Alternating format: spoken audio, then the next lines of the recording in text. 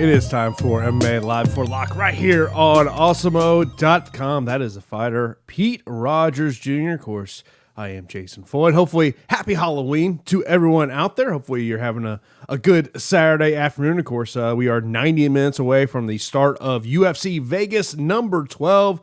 We are here to break this one down for you. Pete, how you doing here on this Halloween afternoon, man? What's up, man? I'm excited. I'm pumped for these fights. Thanks for joining us today, guys. Not like last week's card, but it's still a good card. I'm excited for these fights, and we lost my boy Muradov, man. We lost my boy Muradov, and he was going to be a guy I was going to target a lot at the 8,000 range. So now we got to kind of pivot to some people that you really don't feel too confident in. Yeah, that is something we're going to talk about here. First off, we got to talk about the takeaways from the weigh-ins. We had two fighters miss weight, Jack Marshman and Cole Williams. Cole Williams not even close to making weight. Greg Hardy initially misses weight. I believe the stat was he was going to be the first heavyweight fighter to not make weight in the UFC, but of course he got that additional time. He makes weight, so his fight with Maurice Green, good to go. We lost the matchup between Courtney Casey and Priscilla Cachoeira. She could not. I don't think many people are necessarily targeting that fight as a core play, but that one's off the weigh-ins, but off the fight card, I should say. So overall, what's your takeaway from the weigh-ins? Man, it's crazy. Didn't Cachoeira come in like 30 pounds overweight or something odd like that? Like she suffered an injury or an illness during camp, and unfortunately that fight didn't happen. But it makes things easier for us as DFS players for sure. And of course, start lining up those questions right there in YouTube. We will answer your questions as we do go on. So, of course, as always, we appreciate everyone who's in here on a Saturday afternoon talking a little UFC. Of course, also our subscribers in the premium Slack channel. You put in a question there, you do take priority. Of course, we will get to those questions as we do go on. But, Pete, since we did the show on Wednesday, we do have some updated salaries. Of course, we have a new, as you mentioned about Kevin Holland, has a new opponent, take on Charlie Ontiveros on DK, $6,700, $13 on FanDuel. And the pricing for Kevin Holland stays the same, which, we know what that means.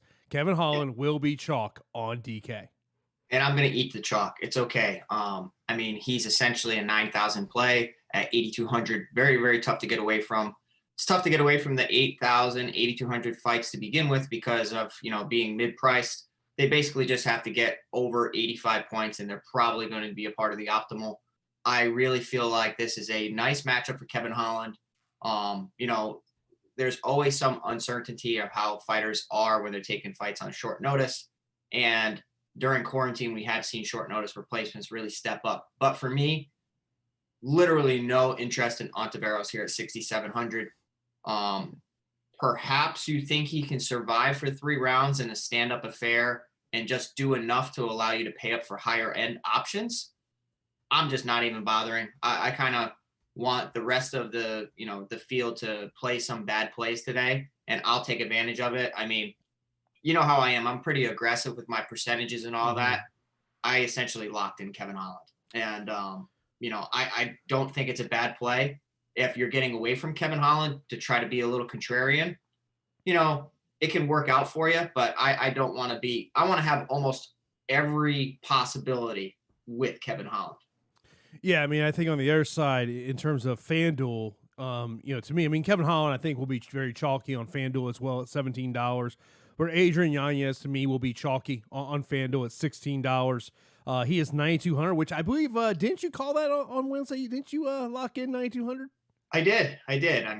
It was the only 9,000 available, so. Yes. So, those are going to be the chalky plays there. But yeah, those are the updated salaries to mention there. Let's move over to the best fighters under 8K on DK. We obviously talked a lot about Andre Fili, and I'll throw this one out there. True, false? Andre Fili has the highest ceiling under 8K. I'm going to say false, and the reason I'm going to say false is because, statistically he averages 68.4 DraftKings points. He usually goes the takedown well. And in an interview, he did mention that he wouldn't shy away from it if he felt comfortable. Now, in doing so, you're kind of playing with fire right there because Mitchell is super scrambly and can throw up some unorthodox submissions and everything and threaten you. So why even bother? Don't go and get your points via takedowns. Kind of sprawl and brawl, keep it up. And I think that's the easiest pathway to victory here. I like some other 7K options now that Muradov is not there at 8,000. So I really have to force in some other 7K options that I didn't feel confident in, Jason.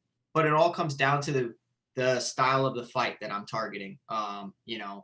We always say heavyweight MMA is, very volatile, and that's true. Same with light heavyweight. So, there's a light heavyweight matchup in Jacoby Ledet where I have plenty of Ledet, even though I do think Jacoby's a better fighter.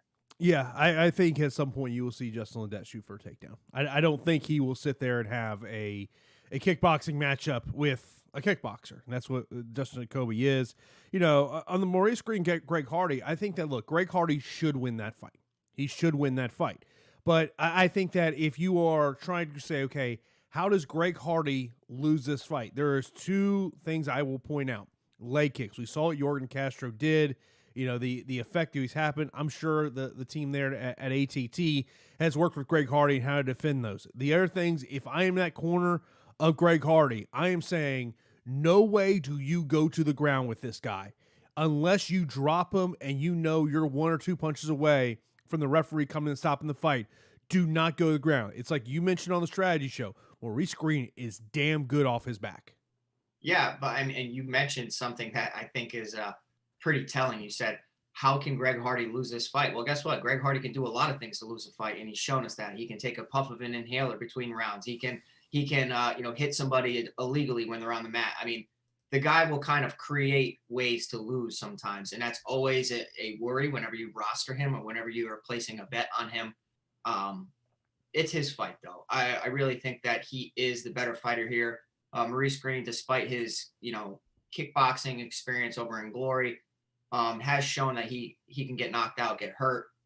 Will be the taller guy by 2 inches. The reach is the same, which I think is interesting because Greg Hardy, you would imagine, would be such a smaller stature fighter. He's a big guy and he's really athletic, so he holds the athleticism advantage here. Maurice Green, outside of a big shot or a triangle off of his back, I think that it's like a 1 out of 10 times he'll get a victory in this situation.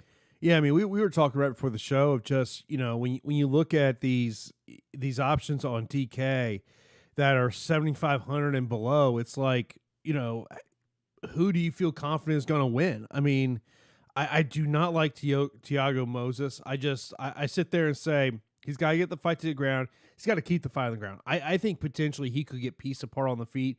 I did put Bobby Green as a captain in one of my FanDuel lineups. I just said, you know what? He might land just so many shots, and maybe tonight is the night that he finally ends that streak of not getting a stoppage there. Chris Grutzmacher, I know he was coming up in a lot of crunches for me. Not a ton of interest there. Not a ton of interest in Victor Rodriguez.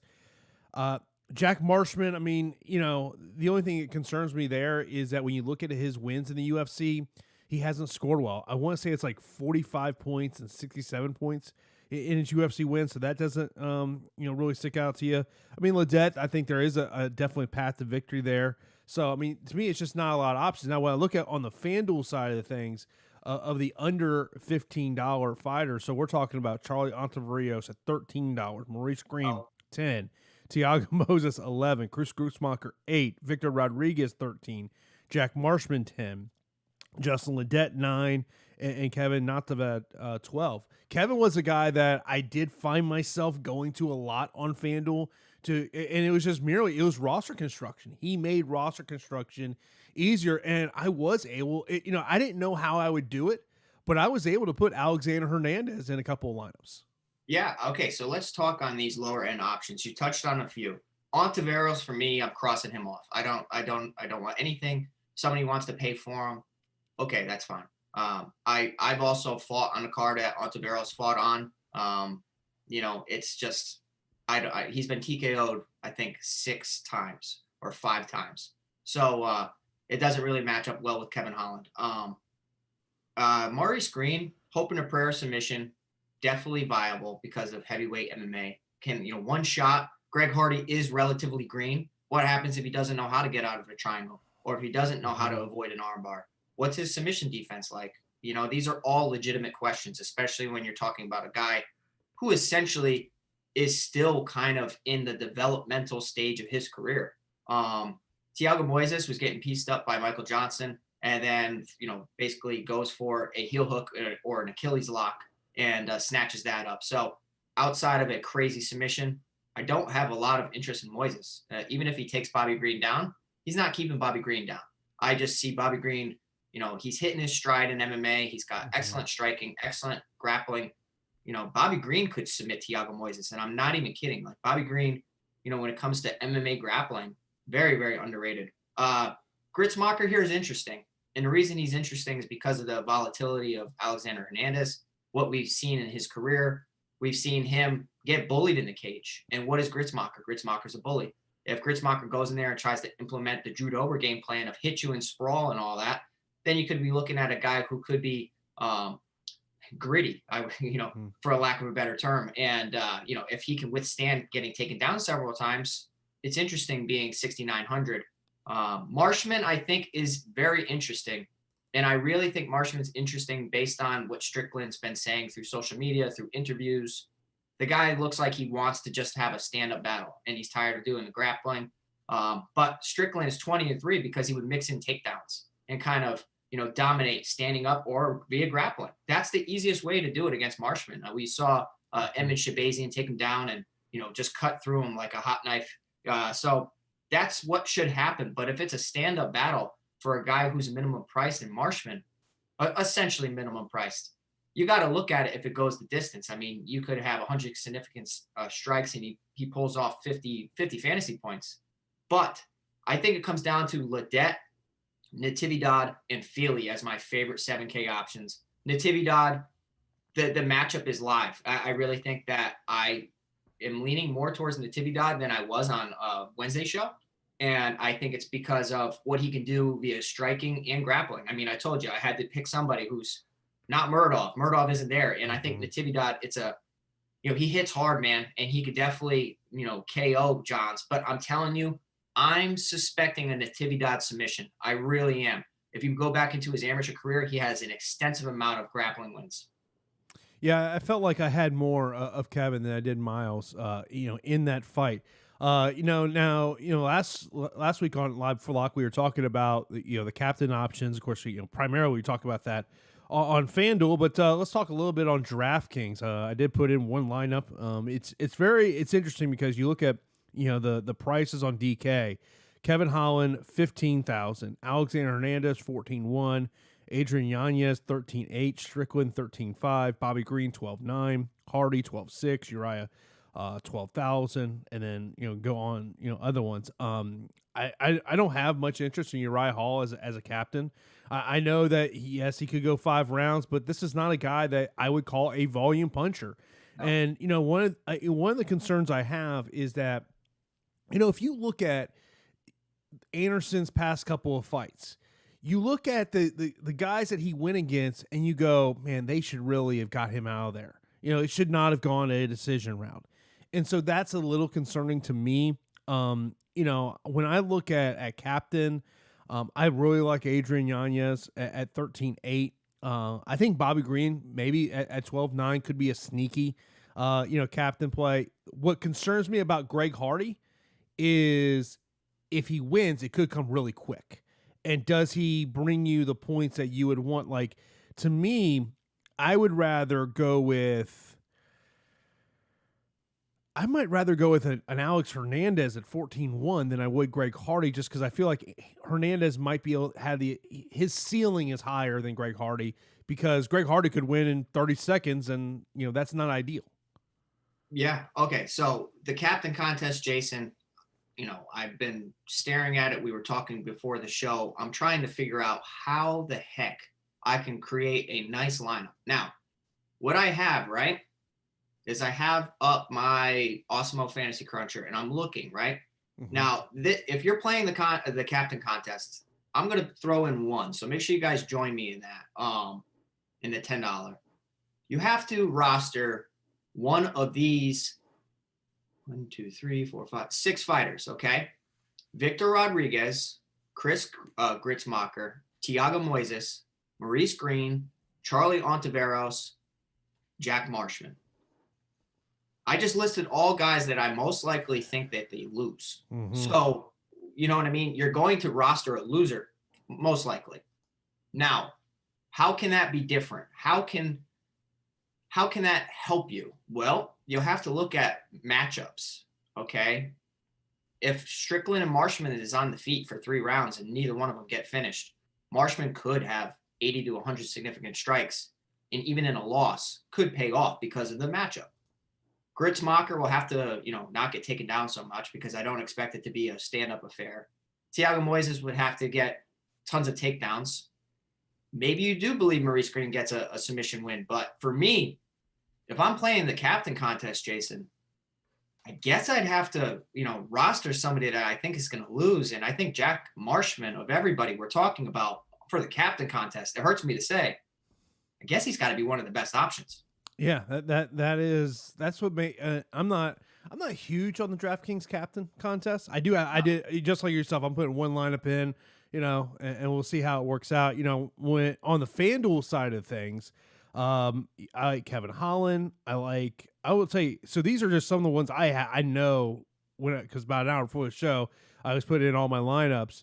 I know I've got Greg Hardy. I know I've got Bobby Green. I've got Adrian Yanez. I've got Justin Jacoby. Yep. I feel like I have one more. I stayed away from the main event. I don't like them in the captain spot. I don't think I had Alex Hernandez. I might have had Sean Strickland in one. Yeah, I don't hate any of those. For me, I don't really have a lot in my FanDuel because obviously I don't play a lot over there. But I just put Kevin Holland in there. I think that he's going to get a finish regardless. So I think whatever his score is, at least he'll probably get you into the green. I found a couple of betting prop bets that are interesting. Okay. Bobby Green wins by TKO KO, plus 460. He hasn't done it in a while, Jason. So, I mean, you're betting against history. But we always mention, MMA is crazy. And things, likely outcomes don't happen. So like all this stuff that we're saying of what could likely happen, he could go out there and easily put away Thiago Moises. I don't think Thiago Moises is really what he was all that was cracked up to be. I think that, it's a really bad matchup for him. The other 2 prop bets I looked at, Maurice Green by submission, plus 675. I think if Maurice Green wins the fight, it is likely by submission. So I think that's got some nice odds for you there. And then Jason Whit, TKO KO plus 600 or by submission is plus 667. Now, yeah, that's very interesting. Tells you what Vegas thinks. They think he's going decision. Yeah, that is a matchup, right? Where when I was crunching and, if you guys aren't familiar with Awesemo Fantasy Cruncher, like you can go into advanced options and you can manipulate like which fights you want more exposure to. I actually think that Whit Williams is going to be a part of the optimal lineup. Mm-hmm. I truly do. I think that Williams goes out there despite being heavy and coming in basically 5 pounds overweight. If you look at how he fights, he goes out there to try and punch you very, very hard and a lot of times. Now, I know that seems really simple, but there are plenty of point fighters in the game.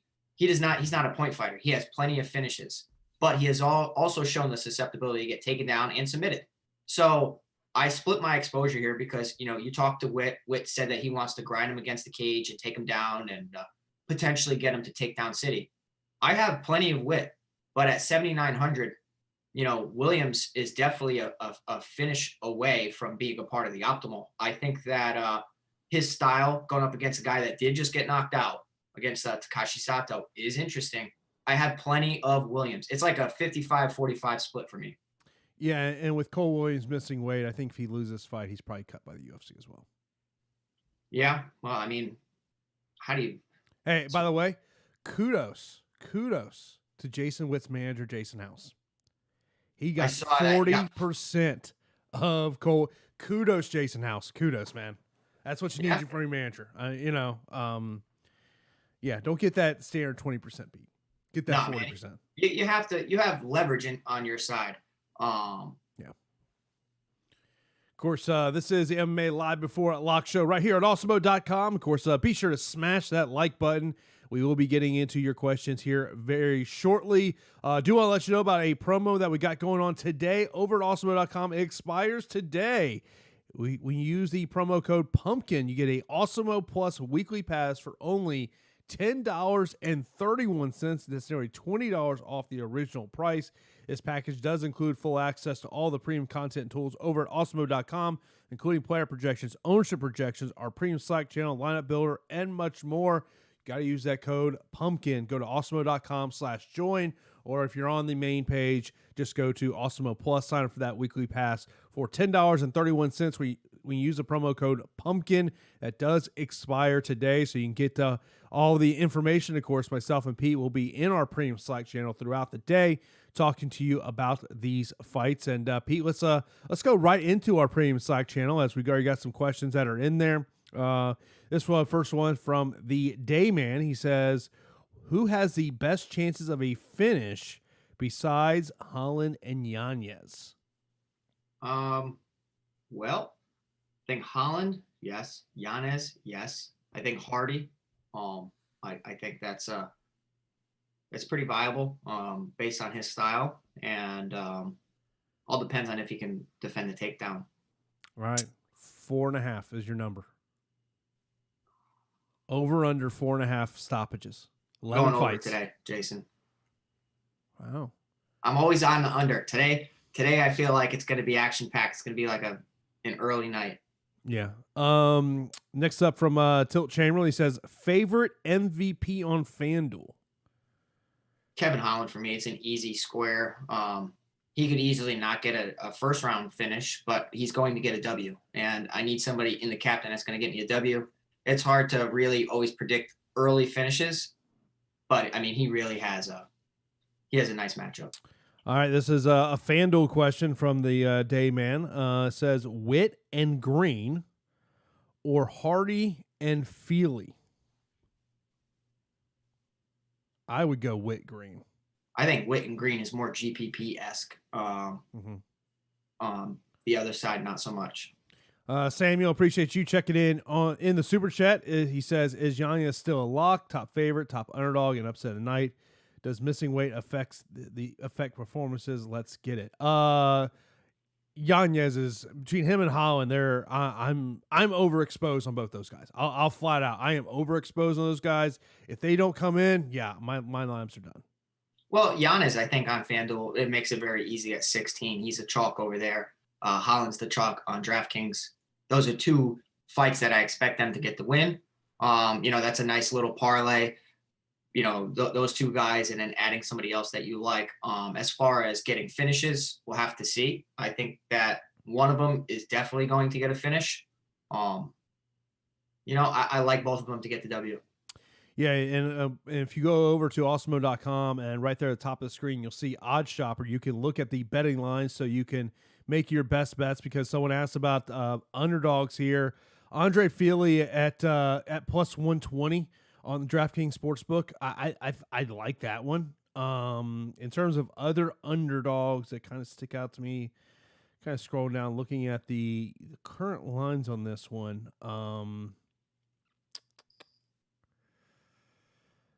Kevin at plus 131 against Miles Johns, I think, is another one.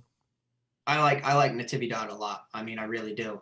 I was feeling so bullish that I almost put him like high exposure. I'm trying to get different than a lot of people. I think that Ledet will probably be the most popular 7K option based on, the style of the fight. But Natividad is going to be very, very close with that.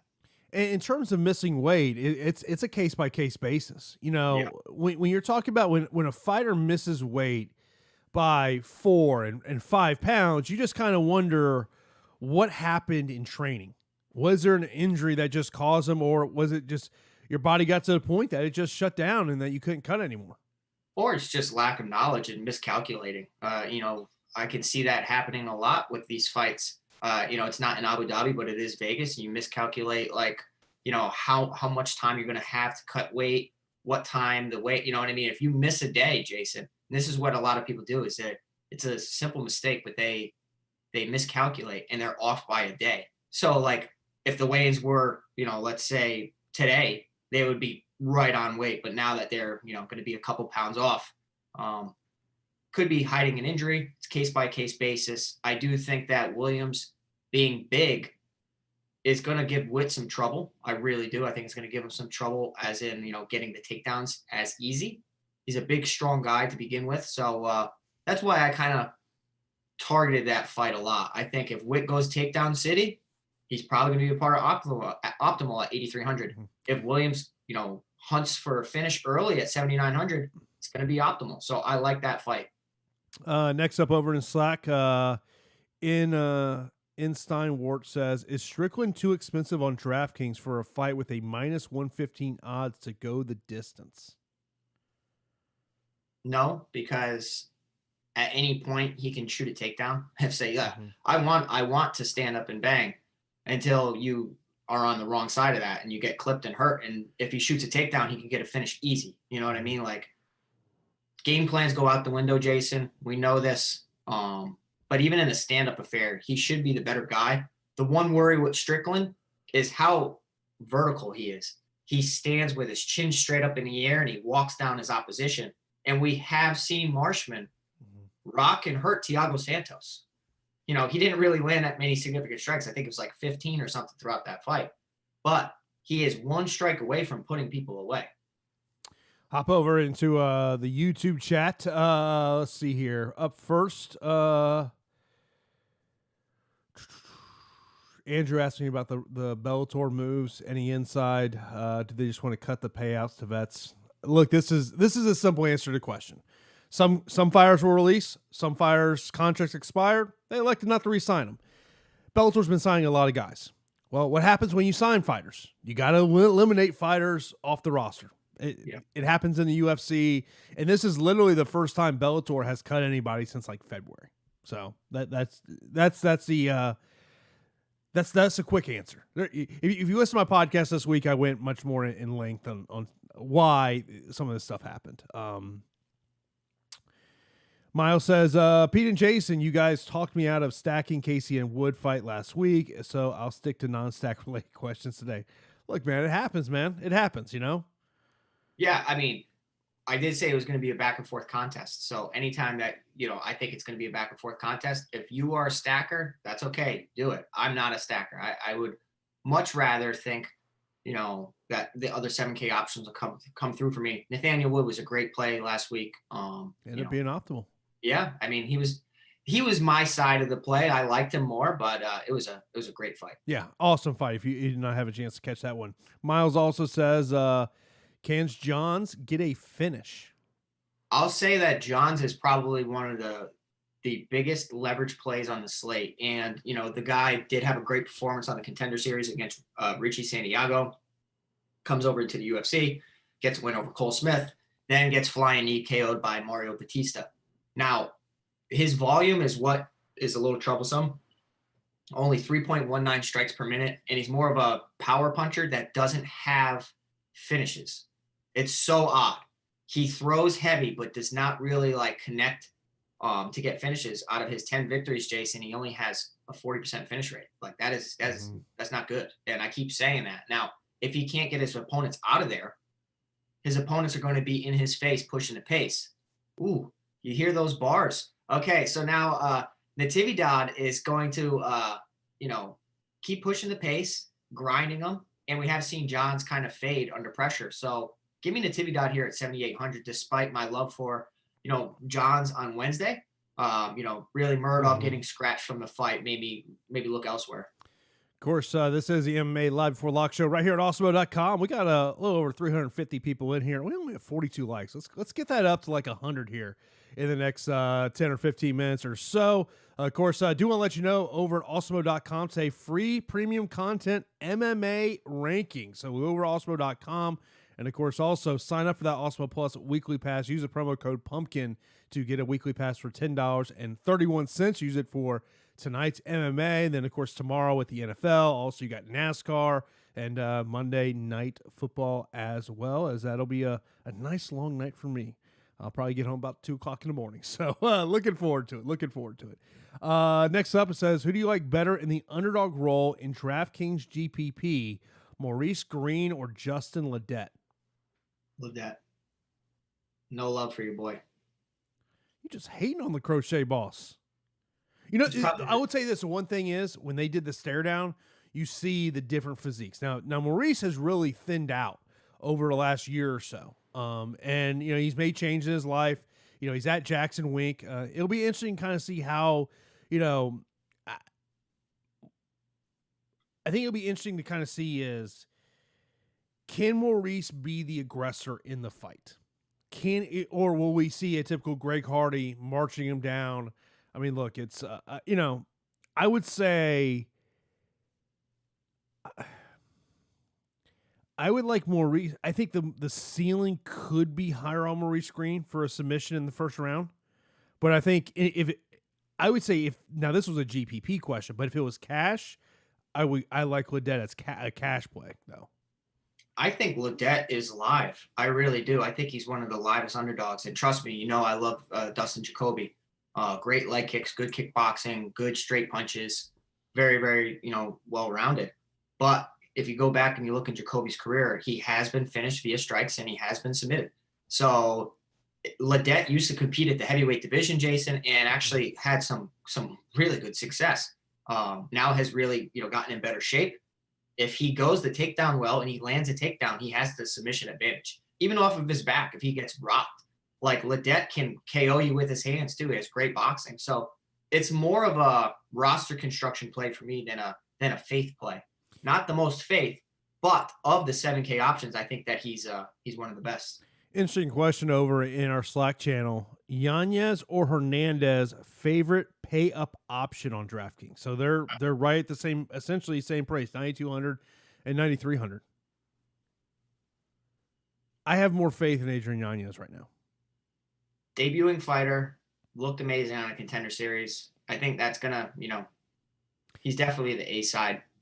So when I talked to Alex Hernandez, the one thing that we talked a little bit about, and he talked about the Dober fight. He felt lost, and he basically just said, he's like, there was nothing I could do, and which led to him realizing, hey, he had to make changes. So are we going to see a completely different Alex Hernandez, or is this going to be, you know, I think, I wonder how much of that is he was the big dog in a small gym.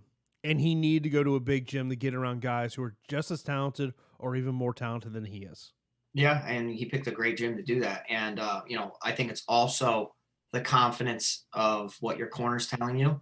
And, you know, you need tactical advice as well. I mean, there's no reason why Hernandez shouldn't be taking people down and submitting them. That's how he's made a name for himself of being so talented on the mat. I mean, falls in love with his hands from getting a KO win over Benino Dariush, but in that matchup, he had to throw his hands. He's not going to submit Benil. Now, in other matchups, like you're facing Gritzmacher, who used to compete at 145 pounds, go and take him down. The guy's been taken down several times. You know, take him down, work towards a submission, get some advances, avoid the big grinding type of style of Gritzmacher, and you should be fine. MK over in Slack says, Pete, this is a FanDuel GPP question. 2 underdogs, Kevin and Justin. So Kevin taking on Miles John, $12, and Justin against Dustin Kobe, he is $9. I got to pick one of those? Yeah, one of those guys. FanDuel GPP. I kind of like both, to be honest. But I will say Natividad at 12. Natividad, okay. A couple of cash questions I'm seeing over in YouTube. Andrew says, happy weekend, fellas. Holland at lock and cash now, right? Thanks. Demetrius need 2 cash plays. In terms of cash, all right, so first off, let me look on the DK side of things. Obviously, yeah, Kevin Holland, yeah. Kevin Holland, yeah. I mean, look, ownership will be crazy, but I feel, you know, at 8,200, man, that's just, yeah, you got to go there. In terms of other cash plays, I would say that I really like. Jason Whit, 8,300. Dustin Jacoby. I like Dustin Jacoby in that spot. I know you've got some thoughts on Ledet. I would also look at I like Andre Feely in cash. I do. It's a tough fight because if Mitchell can get the fight to the ground, I do think that he's on the losing end of a lot of exchanges. But Feely, he's hard to trust too. I mean, he really is. I mean, he has 15 UFC fights. He's 9-6. Mitchell's 4-0 in the UFC. He has looked like a killer since losing a fight on The Ultimate Fighter. But he's kind of one-dimensional as far as getting to the ground. But if he's really good at that and he's able to take Feely down, or Feely engages on the ground, you could be looking at a disaster right here where Feely just falls into a trap. David says, he goes, me likey Green, Hall, Hardy, Holland, Mitchell for core. If that's DK, who is your sixth fighter? Which Green? I would think. Well, he spelled it Bobby Green. He didn't have the E, so I would not think that would be more. So he did Green, Hardy, Hall, and who? Holland. Green, Hall, Hardy, Holland, Mitchell. He's got to be going like a Ledet, Williams, Natividad. Yeah, you're going at the very bottom of the core there. Yeah, I mean, I don't hate it. I think Holland, I'm not getting away from it. I don't care. Jason, we got 360 people watching this.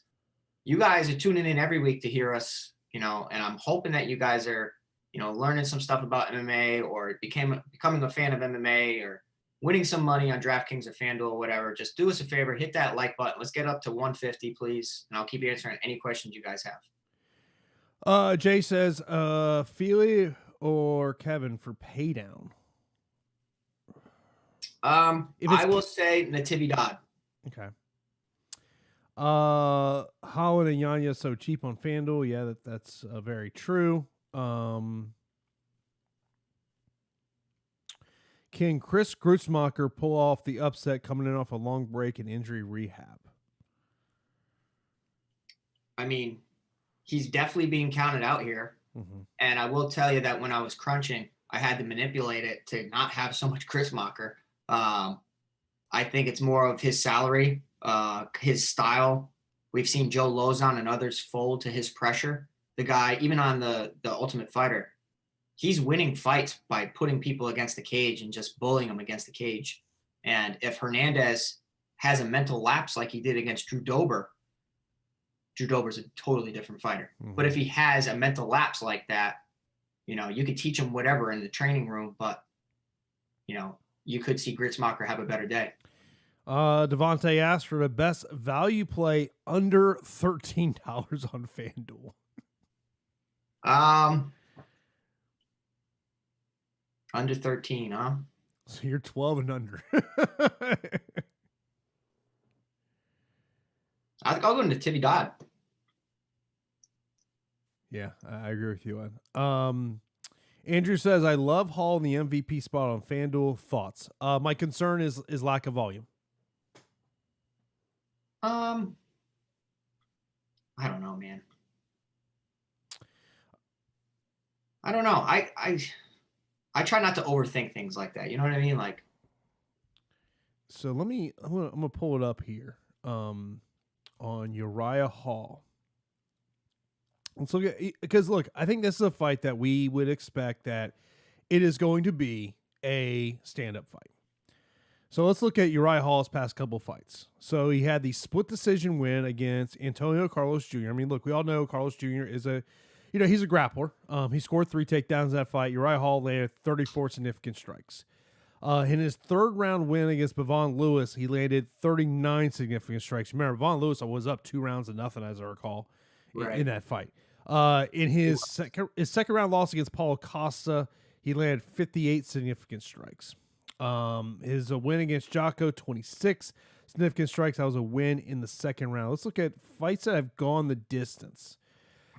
2015 against Robert Whittaker, 45 significant strikes in 3 rounds of fighting. 43 against Rafael Natal and a loss. So you kind of sense that the term is just, can he throw enough to where Hall will be optimal as an MVP? No, I mean, I don't think so. Try not to overthink things like that. And I think the only reason is that his salary is making him a little bit more appealing on DraftKings at 8,600, but FanDuel at 20 is a little insane. And then you talk about as a captain, there are so many other spots that will probably do better. I describe this fight of Hall and Silva as like a fun type of fight where they're going to try different techniques and not land the most. And it's going to be flash, and I don't think it's going to be a high accumulation of damage. I really don't. Next up, MK says thoughts on Whit versus Williams. Do you lean one side or a coin flip? I lean Jason Whit, and when I spoke to him and you mentioned about he wants to get this fight against the fence, and he wants to take him down. He wants to beat him up. So I think that, but I would agree with what you said something earlier, Pete. This good chance. I think this fight could end up being optimal. I think it is. And, based on not having Muradov and having to find more 7K options to, fill out my lineups, I'm going to slightly lean to Williams now, just because of his price. Joe, appreciate you in the super chat. He says DraftKings GPP, who has a better chance to finish, Jacoby or Hardy? I know my top two locks are Yanez and Holland. I would say Hardy. I would agree with you there. Tristan says best fight under 7,300. That has to be best fighter under 7,300. Under 7,300? Yeah. Not Ontiveros. That's a no. Moises, all hype, gonna get destroyed by experience, I would imagine. We're not talking about Rodriguez going up against Yanez, and I think the reason we're not talking about Rodriguez is based on his level of competition over in Alaska. Yeah, it's a bad. It's a bad regional scene. Yeah, exactly. You know what I mean? Like, his style could make fights closer because he throws heavy and he does have 100% finish rate. I think Yanez is, way above him skill wise. I think it would come down to Marshman. Oddly enough, like Marshman, I guess, as a punt would have to be in consideration. Clement over in Slack says, y'all fading the main event? I'm not fading it, but I don't have a ton of shares. I am not. Yeah, exactly. I'm limiting my exposure. Yeah, I saw someone, ask a question in Slack earlier, like, are you fading Anderson in cash? I don't know if I'd fade Anderson in cash. I could be totally wrong. I don't have faith in Anderson Silva this week. I feel it is more likely the main event is not in the optimal lineup than is. Of all weeks, I think that this is a matchup where it's most likely not. Hall isn't 9K. He is 8.6. But we have seen main events that are, lower than that end up not being in the optimal. If he says he throws 100 lands 100 significant strikes, okay, you're talking about under 90 points, about 80 points if there's no grappling or whatnot. At 8,600, probably still not optimal. Yeah. By the way, if you have not seen the Uriah Hall virtual media day over this week, I was watching it live and I'm like, oh my God, this is. I don't get fighters, man. He doesn't like doing media. I know that for a fact. I know he doesn't. Miles asks, Grutzmacher or Marshman? Marshman. That's two ugly plays. Better FanDuel play, Strickland or Bobby Green? Both $19. Bobby Green. Yeah, I agree.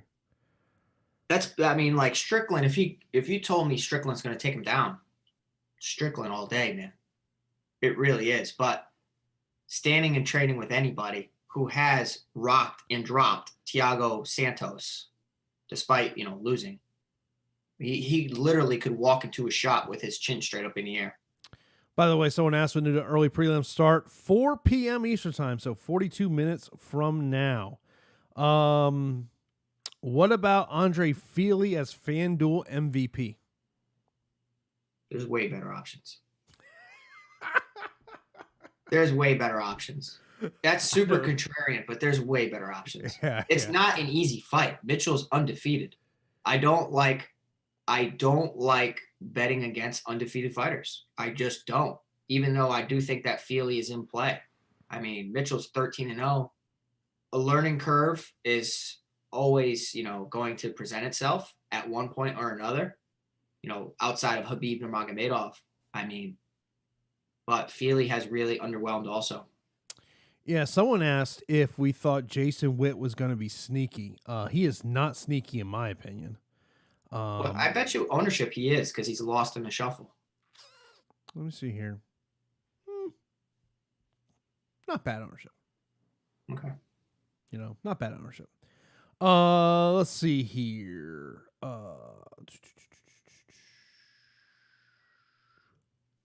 Jacoby or Ledet. I'm on the Dustin Jacoby train on that one. I think Ledet has more GPP upside. Because of price. Because of price, because of finishing ability too. Like, I don't want people to think that Ledet's terrible. He's not. I mean, outside of the guy has great hands and he has the better grappling in this situation. And he used to fight at at heavyweight. I'm sure he can withstand Jacoby as long as he avoids the leg kicks. Dustin asks, is the Feely and Mitchell fight a must roster? I would not say must roster, but I think a lot of people are going to be looking at Feely because of price point. He's got a 4-inch reach advantage in the fight. He should be able to use that. Mitchell's got to get to the fight to the ground. I really believe that is his path to win. The question is, can he get there? I don't think it's a must roster fight, honestly. I think it's a very tough fight for both fighters. And DFS wise, I'm kind of okay with getting away from it for the most part. I have more Feely just based on price. Question over in our premium Slack account from MK. He says, would you chase the upside with Hardy over Hall for FanDuel GPP? Yes. All day. Look, Greg Hardy wins. The likely scenario is it's first round knockout. I mean, he does. Let's talk about it though, right? Like, his style is not what it was. Okay. Like on the Contender Series, he kind of like hunts you down and tries to finish you early. Over the years, yes, it's been years, right? Over his several fights, he's kind of been sticking and moving his feet and kind of just point fighting, if you will. Maybe he goes back to this and sees this as a softball matchup and just can go out there and put Maurice Green's lights away. Nariki says, if we need to choose one, then what would be fight? I'm guessing he's saying must roster fight DraftKings.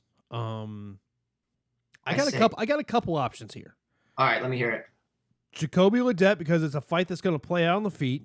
It's either going to be a 15-minute decision with a ton of significant strikes landed, or someone's getting a knockout at some point. Then I would look at Maurice Green, Greg Hardy. The likelihood someone's getting finished most likely would be Greg Hardy. I'm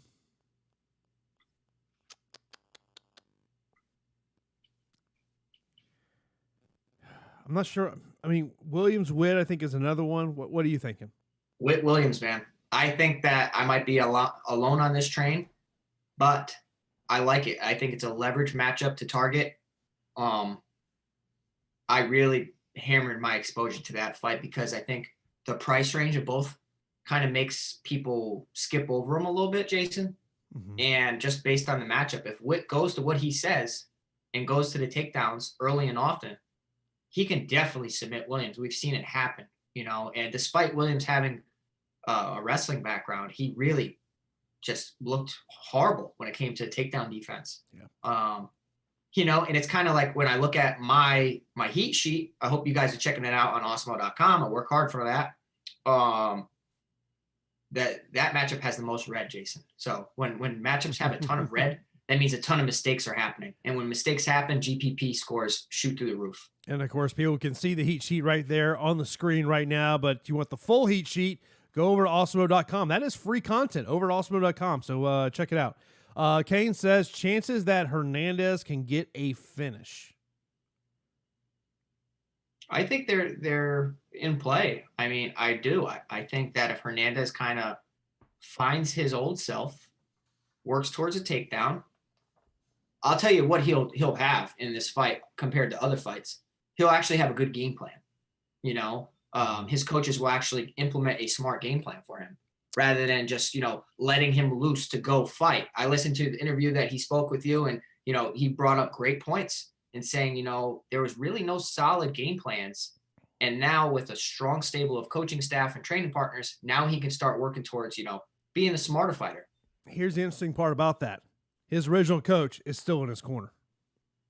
But I get that though, because he's not abandoning his team.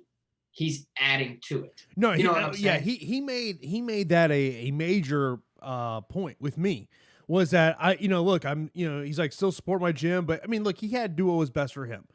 Jason Garrington, his longtime coach, is still a part of the corner, but obviously, and I think that's kind of the, and when we talk about where we're at with MMA fighting right now, of that we can hear so much of what's going on with no fans. So it'll be interesting to see is if there is any adversity, how does that corner kind of work? Because obviously Garrington knows what to say to get the best out of Alex Hernandez because he's been around him for so many years. So how much does Mark Montoya lead on that? And so that would be kind of interesting to see how how that dynamic works. Yeah. I think that it's an example of how fighters are going to, let's say, Mark Henry. Mark Henry's a great boxing coach, right? Is he teaching people how to really throw punches any differently than a lot of people? No. He's probably more strategic and more mindful of keywords and, setups and little adjustments like that to a game where, if you have keywords, instead of saying, Alex, shoot the double leg, if you say Chicago, and he goes to that, you know what I mean? It adds a different element, especially during the quarantine era where there's no fans in attendance. So is Dad's code word Chicago? Did you just give that one out? I don't know. I just made up something. I recall when Mark Henry and Frankie Edgar were working. I think he was saying it was New Jersey or something. So look, I'm just saying. I'm scrolling through Facebook the other day, and I see your dad hitting the heavy bag. I thought about going to comment going, PJ needs to come in and just turn the lights off real quick. Yeah, that's true, man. My dad's got, put me through the ringer with some crazy different training. And I see people in chat asking about when I'm getting in the cage, man. I hope, and Jason and we can announce something soon, I hope. But we got a couple things brewing, or a couple things that we're thinking about. There's some things. Let's just say it might be a really active year for me. We'll have to see. There's some interesting conversations that are going on, I guess would be the best way to put it there. But yes. Whenever Pete does have a fight, we will announce it here of when that fight is booked. That'd be so fun, Jason. We'll announce it here. I cannot wait. That would be amazing. Who knows? Maybe it's coming in the very near future. Who knows? I hope so. I appreciate everybody who's listening to the show. You guys are the best. Apparently your dogs are real excited about you doing the show as well. Everybody's hyped right now. You know what I mean? Here at fight announcements. Let's see what other questions we got. Make sure you guys are hammering those questions. We got about 33 minutes. So please let's answer as much as we can.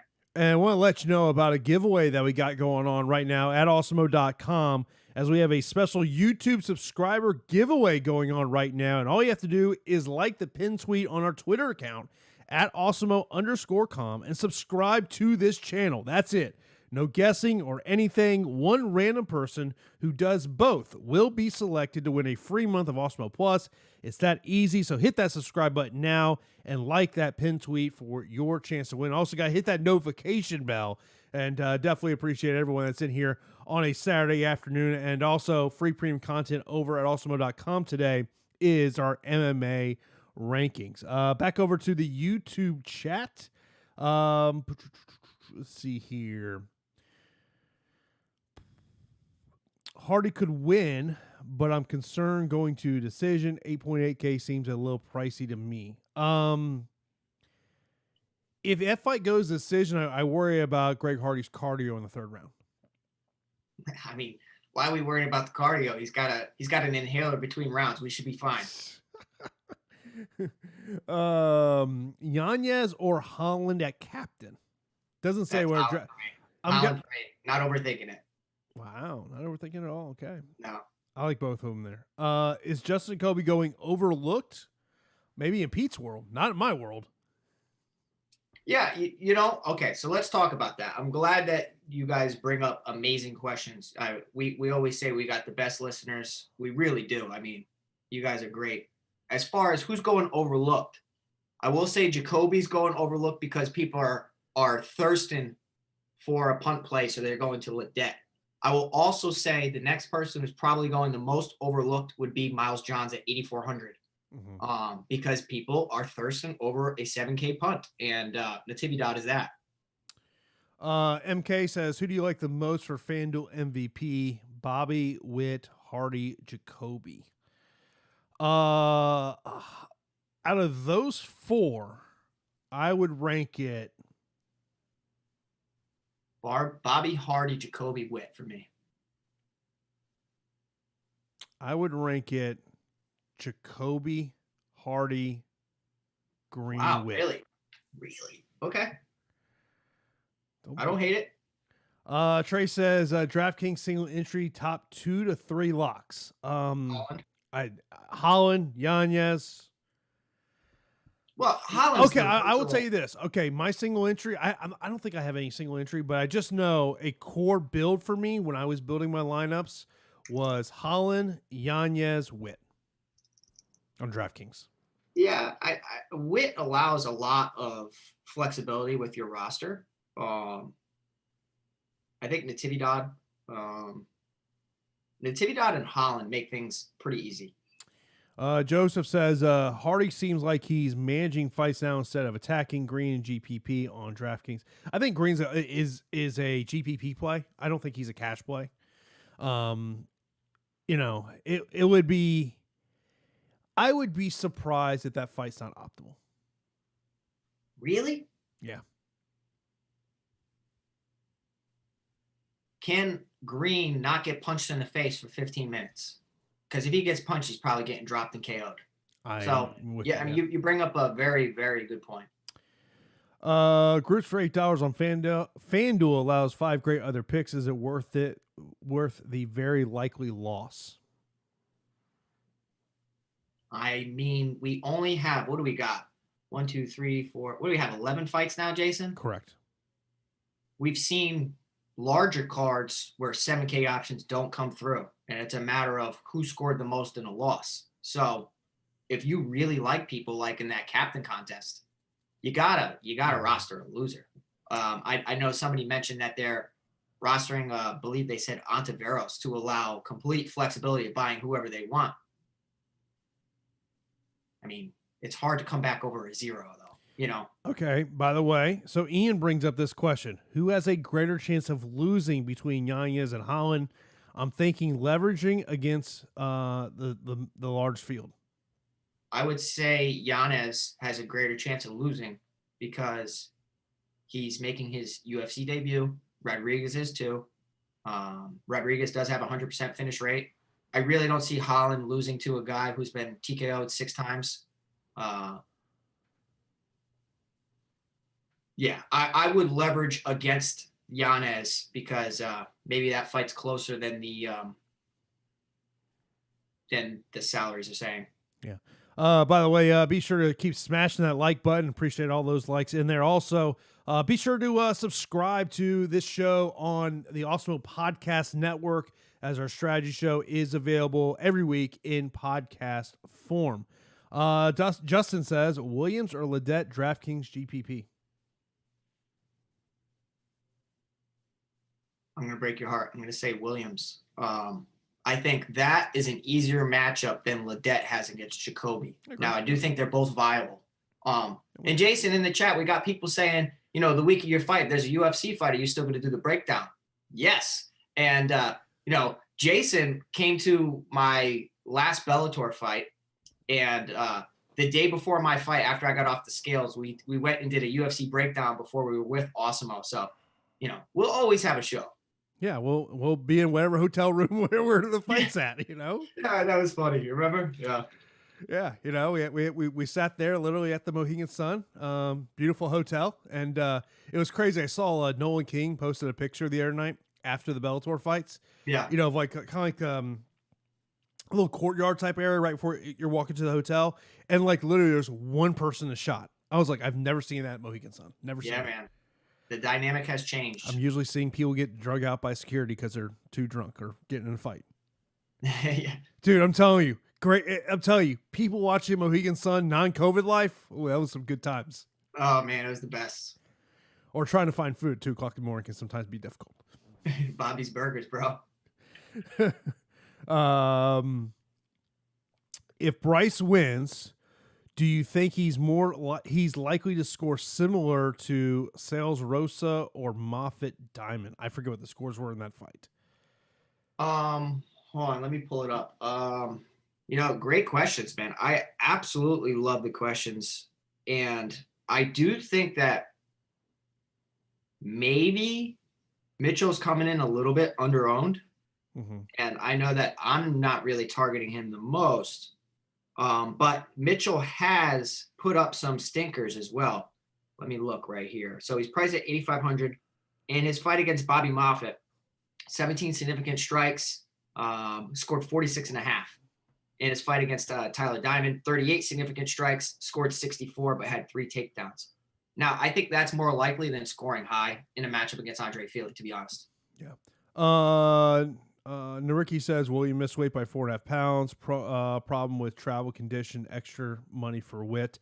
Whit's getting 40% of his purse, so I would imagine Cole Williams was probably making 12,000 a show, so 40% of that. When you miss weight by 4.5 pounds, that's concerning.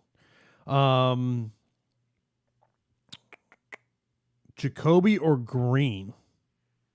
$200 price difference on DK. Right, it's 200 or 100.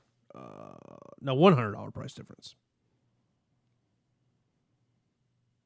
I feel that's close. I would say Green. I would say Green as well, but the likelihood of a finish for Jacoby is, I think, higher than the probability of a finish for Bobby Green.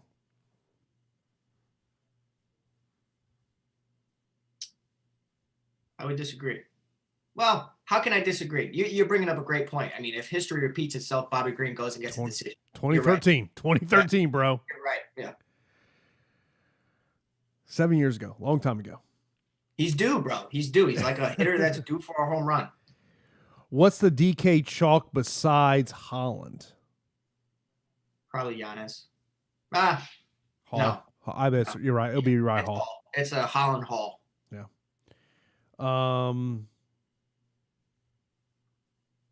FanDuel GPP core. So for me, it was Giannis Holland, and Whit. That was my core. I'm not as much in love with Whit like you are, but I do like the matchup. So I do think the core of including Whit or Williams makes a ton of sense. Joe, appreciate you in the super chat. He says DraftKings GPP. I have 7,900 remaining. Who's the better option, Cole or Kevin? I'm leaning towards Kevin with his KO upside. Kevin's not getting a KO, most likely. I think Kevin can get a submission. I'm telling you, because Johns does have really good wrestling, and he did show it off against Richie Santiago, but he does get lazy. I was looking into this. I was really looking into this, and I was looking at the amateur background for every fighter as well. Natividad has a ton of submission wins. And in an interview, was talking about, we did a lot of grappling this camp, and going back to my roots, a lot of guys don't realize that I was a jiu-jitsu guy to start, and the guy has great hands. So hit him hard, make him desperate, make him shoot, capture a guillotine. I kind of like it. Next up, is the optimal build on DraftKings going to be 1 or 2 9K fighters? 1. Yeah, that's why I'll stick with that one.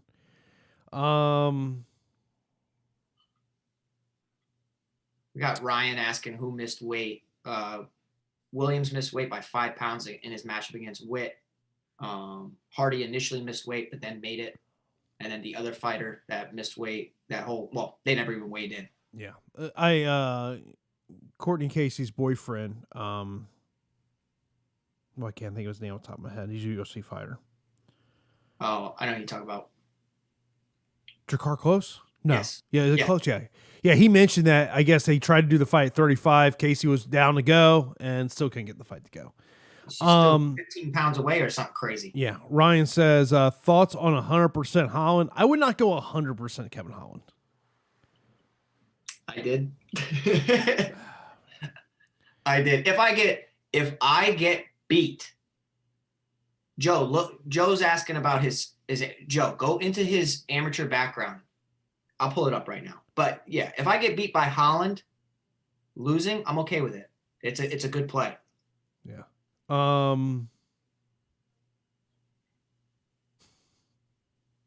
Joe's making me look this up. I got you. Keep going. Someone asking if you're gonna give your game plan out on the strategy show for the next fight. No, we're I not. don't know. I mean, it's pretty obvious. Anybody that knows me, I'm gonna stand up and I'm gonna punch and kick you in the face a lot. I just got to keep it on the feet. That's it.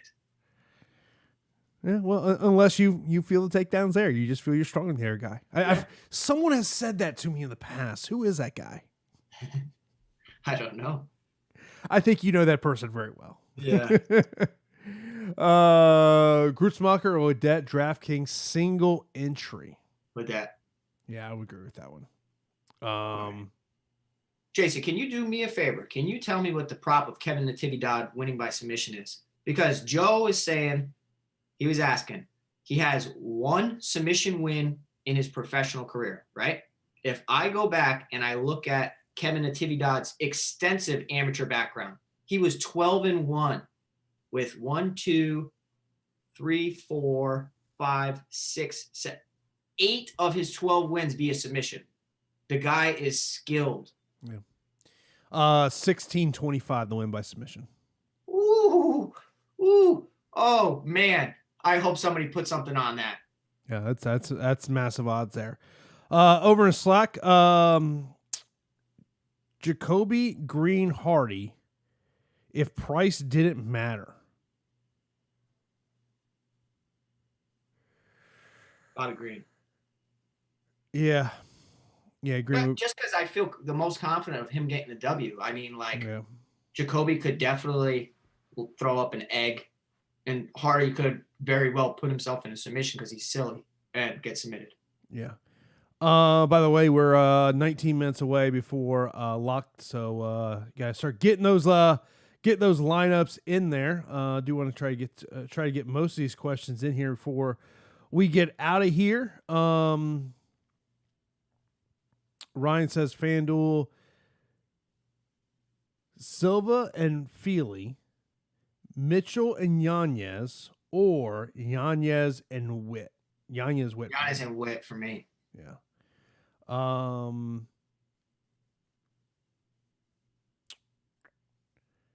Last spot, high dollar single entry, Feely or pay down for Ledette. Single entry, I would say Ledette has more upside. Yeah,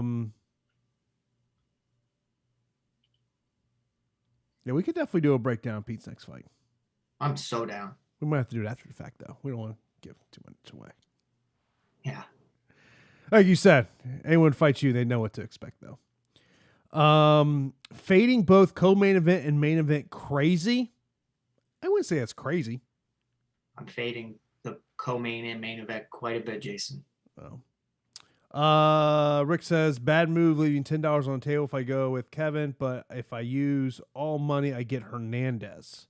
Forget the salaries, guys. Like, obviously you have to adjust your lineups based on the salaries, but don't be staring at that remaining salary and sitting there saying, I got to spend every dollar, because the more contrarian you are, the more you're going to take down that GPP by yourself. If you're at, complete salary used or just a tiny bit left over, you're going to be splitting with numerous people. Oh, someone mentions House of Go-Go in Mohegan. Oh, yeah, that's a go-to spot for me. Slamming. Oh, chicken and waffles, baby. Oh, slamming. Anytime we go to Vegas, House of Go-Go is where I'm going. They give you beer in a bag, in a paper bag. It's pretty cool. So like they cover it up with a paper bag. It's pretty cool. I've never had a beer at House of Go-Go. Next time you got to go do it. Usually when I'm at Mohegan, I go there, I work from the bar, and I get some food. Yep. Whit or Mitchell? Whit for me. Yeah, but I don't like either the best. But in that situation, I like the Whit Williams fight. Hall or Mitchell? I'd play the ownership game and go with Mitchell. Yeah. I mean, no. Yeah. That's close, bro. Yeah. 8,600, 8,500. Give me the 5-round win for Uriah.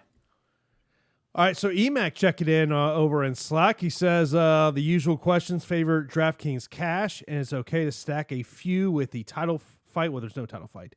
Again, DraftKings and playing in 300 to 400 entry contests. DK cash. I wouldn't stack the main. No, just not enough volume. It's going to be a stand-up affair, but they're going to be like doing capoeira, like, oh my God, you punched me, I punched you, now duck under my spinning hook kick. Like, it's going to be that type of fight. It's not going to be like, I'm going to come knock you out. I don't think Uriah really wants to be the bad guy of putting a brutal end to Silva's career. Tiago and Sean Strickland, or Nope. Whit and Kevin. Give me Whit and Kevin. Whit and Kevin. If you fade Hollins on GPP, should you be taking Ontiveros, or is fading him enough leverage? No, yeah, it would be not fading him to take the other person, because the likelihood is 97 out of 100 times Kevin Holland wins this fight. Okay? It's just thinking that maybe he doesn't score the best somehow. Maybe Ontiveros is tough. Maybe Ontiveros goes in and shoots for takedowns. Maybe Kevin Holland slips and winds up on his back, so he doesn't really have the high accumulation of stats. So it would not be rostering Ontiveros. It would just be pivoting from that 8,200, automatic check mark to somebody else. By the way, telling questions about Kevin Holland's MVP on FanDuel, yeah, it's a great play. Yeah, 100%. I mean, to me, Holland and Yanez are my two favorite. Of course, do let you know about this promo we got going on right now at Awesemo.com. Use the promo code PUMPKIN to get an Awesemo Plus weekly pass for only $10.31. You've heard Pete talk about throughout the show of the tools and contents he uses over at Awesemo.com to get him ready for the UFC cards. Also, you can check out our rankings, which, by the way, MMA rankings are free today. Also free over at Awesemo.com, NFL Express Stack tool. Let's see here. Do you think Rodriguez is going to upset Yanez? Simple no. I mean, it's a debuting fighter. They're both debuting fighters. It's probably a contender series fight actually on the UFC. It's possible, but most, very unlikely. Yeah.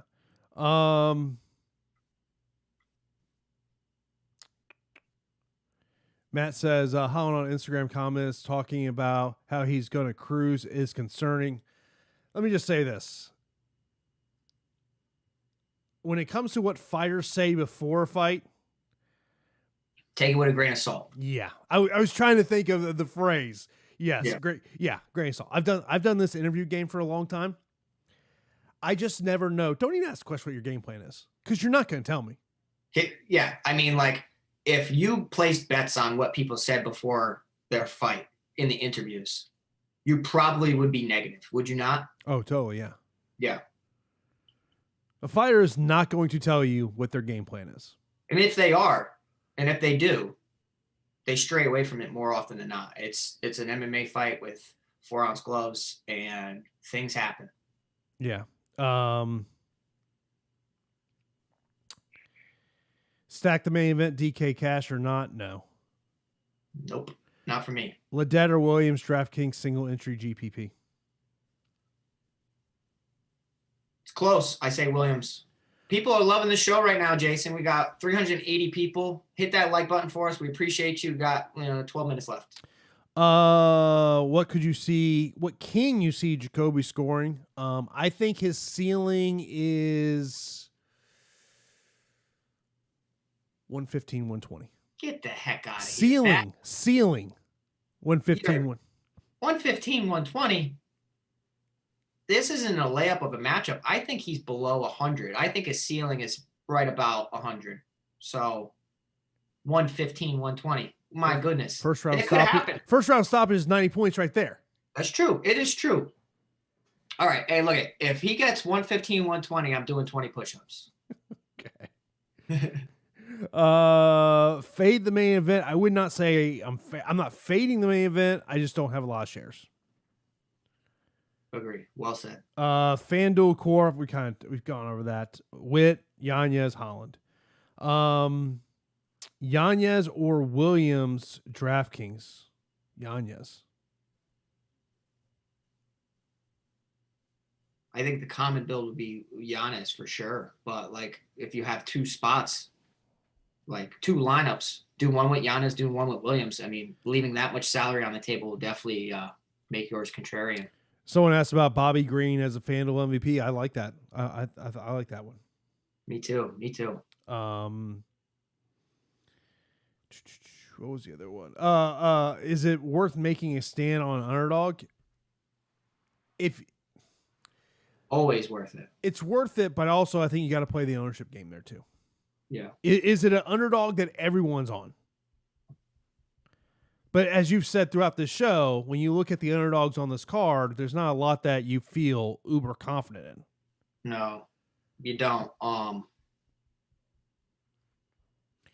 Here's an interesting question on Bobby Green, though.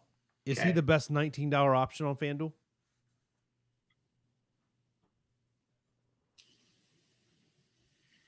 Yes. Yeah, I would agree with that. FanDuel, Hall or Hardy? Hardy for me. Same. Over in Slack says it's Hardy a lock. I would not say lock. It's heavyweight MMA.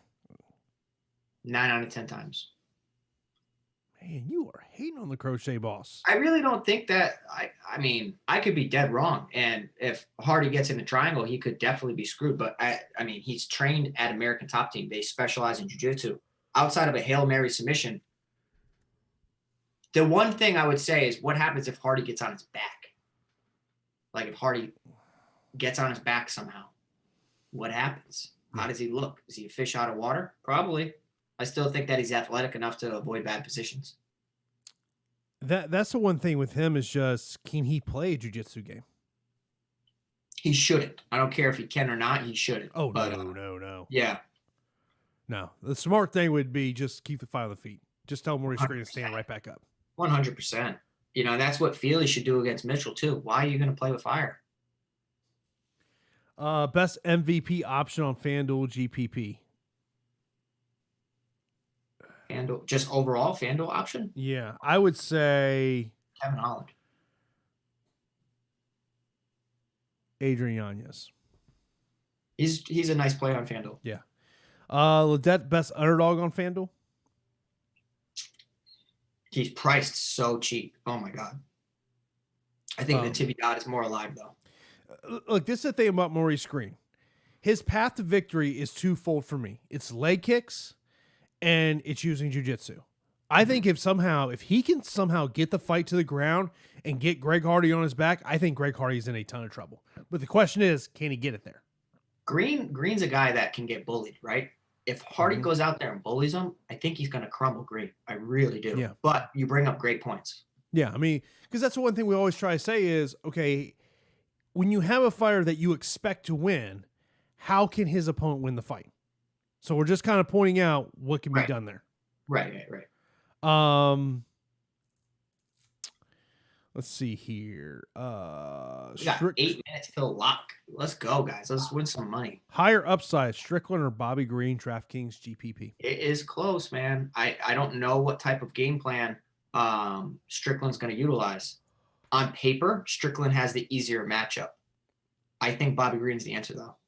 Yeah, I would say Bobby Green as well. And also he's getting a little less ownership too in our projections. Pete, what's your fighting style? Punching and kicking people. I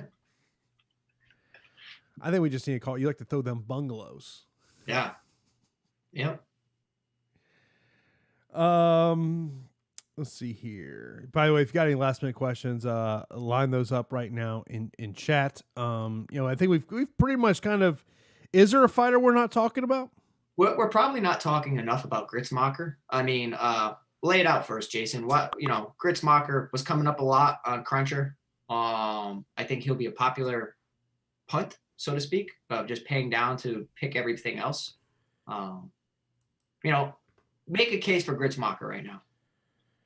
I think it's putting Hernandez on his back. Really? Yeah. I would say for Grits, right? Don't overthink it. Try to avoid the takedowns. You know that Hernandez can be beaten mentally. Put him against the cage, make it ugly, beat him up, make him want to quit. I definitely think that it's possible, but highly unlikely. Question is, if you had to bet on one fight, which one would we choose? Holland. I'd play Holland, but odds are sucky. Yes. But if I had one thing to do, I would place that submission prop bet on Natividad because those odds are insane. Natividad or Green on FanDuel coming from Daniel. Natividad. I would, yeah. I feel more comfortable in him potentially getting Natividad submission you said was 1675 or something. That is bananas. Yeah. If I was in Vegas right now, hammering that. MK says, asking me if I'm fading the first fight. I am not. Which I have a lot of Natividad, so it means Miles John's going to win. Wow. Yeah. Okay, so leverage play, we mentioned it. Miles John's probably coming in super low owned based on his salary, based on people reaching for 7K options to come through. Miles John's is talented. He's a talented wrestler, throws great hands, can definitely come through with the win. I like Natividad as a live underdog, though. Kane says, why do people favor Hall so much in this fight? He's been behind in almost every fight in his UFC career. Is it believing in Hall or lack of trust in Silva? It would be the latter. I think it's just the youth. It's the youth, right? Like, Hall can match what Silva does.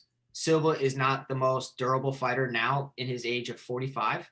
We've seen him suffer an injury via leg kick. Now, I don't think Hall's going to do that to him. But, like, Hall's just kind of behind on the scorecards because he plays around too much. This is a fight where he should win, and I don't think he really wants to lose to a 45-year-old Silva. Hall's at a great camp now, too. So I do like his chances to win. Tiago or the Crochet Boss FanDuel GPP? Gosh, my goodness. Maybe I'm not giving Tiago enough credit, man, because like coming into the UFC, he had a stupid amount of hype, and then he's kind of really fell short. But by the way, I think someone's listening to the show. Who? Kevin by submission is now plus 1035. I hope somebody hammered it, bro. Like, that's what I'm telling you. Look at his amateur background. The guy has 8 out of 12 wins via submission. It is plus 1275. You throw $5 on it. Like, that's incredible. Yeah. Strickland or Green? Give me Green. It's close. Well, we keep answering that question, but I do say Green. Yeah. So we're just about to hit lock here. So, hopefully everyone has a good Halloween. I did buy some candy just in case we get some trick-or-treaters. I'm guessing probably not much, but yeah, man. You know, of course, today is the last day of the pumpkin promo code we got going on over at Awesemo.com. Use that promo code to get an Awesemo Plus weekly pass for only $10.95 or $10.31, excuse me. Kane, we'll leave on this question. Kane says Strickland by submission potential. I would say yes. And like before hearing his interview and before seeing some tweets that he said of just wanting to stand and bang, that's what I was thinking. And that's how wrong you can be on predicting people's, style going into a fight, because he's like, no, dude, I just want to stand and trade. So, I would say no. Of course, we appreciate everyone that tuned in here for MMA Live 4 Lock. If you have not done that, hit that like button before you get out of here. Of course, myself and Pete, we will hop into the premium Slack channel all throughout the fight, so be sure to check us out over there. So that's going to do it for this edition of MMA Live 4 Lock right here on Awesemo.com.